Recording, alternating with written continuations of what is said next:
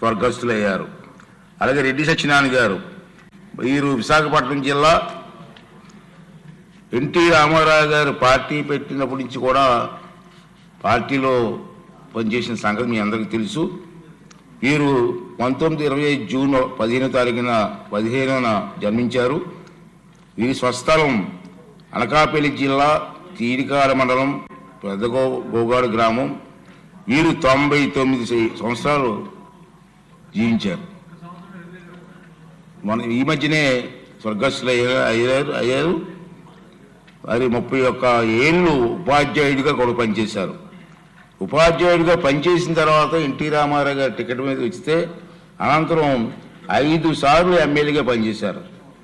1983, 84, 1985, 89, 1989, 94, 1994, 99 మరియు 1999, 2003 సంవత్సర కాలంలో మాడుగుల నియోజకవర్గ శాసనసభ నియోజకవర్గం నుండి ప్రాతినిధ్యం వహించారు. మత్స్యశాఖ పశుసంవర్ధక శాఖ మంత్రిగా పనిచేశారు. టీటీడీ బోర్డు సభ్యులుగా 3 సార్లు నియమితులయ్యారు. రాష్ట్ర హస్తకళ బోర్డు చైర్మన్గా కూడా పనిచేశారు. వీరు 2024 సంవత్సరం నవంబర్ 25వ తారీఖున ఈ మధ్య కాలంలోనే మరి స్వర్గస్థులైన సంగతి మీ దృష్టికి తీసుకొస్తున్నాను. అలాగే కెంబూరు రామ్మోహన్ రావు గారు, డేవిడ్ రాజు గారు, రుద్రరాజు గారు, సత్యనారాయణరాజు గారు, అడుసుపల్లి జయప్రకాష్ గారు, శ్రీమతి మాగాని భారతమ్మ గారు, శ్రీ రెడ్డి సత్యనారాయణ గారు ఆంధ్రప్రదేశ్ శాసనసభలో ప్రజాప్రతినిధులుగా ఎనలేని సేవలని సంగతి మీ అందరికీ తెలుసు. నిరంతరం ప్రజలకు గొంతుకు వినిపించేవారు. పలు జీవన రంగాల్లో రాణించారు.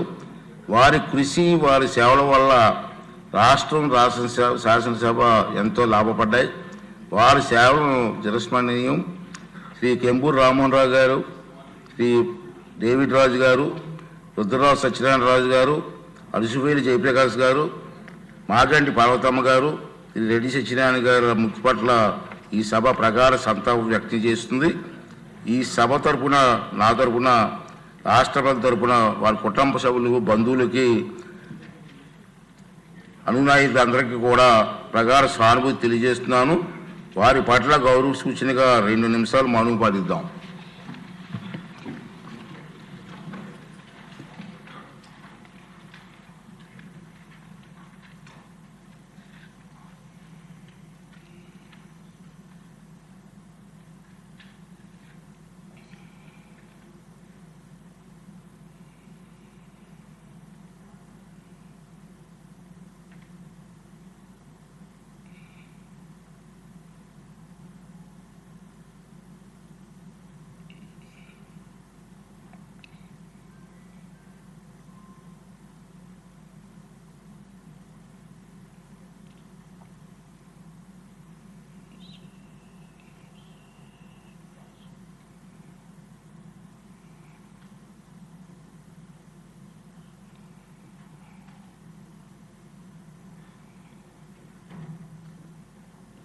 ఓకే.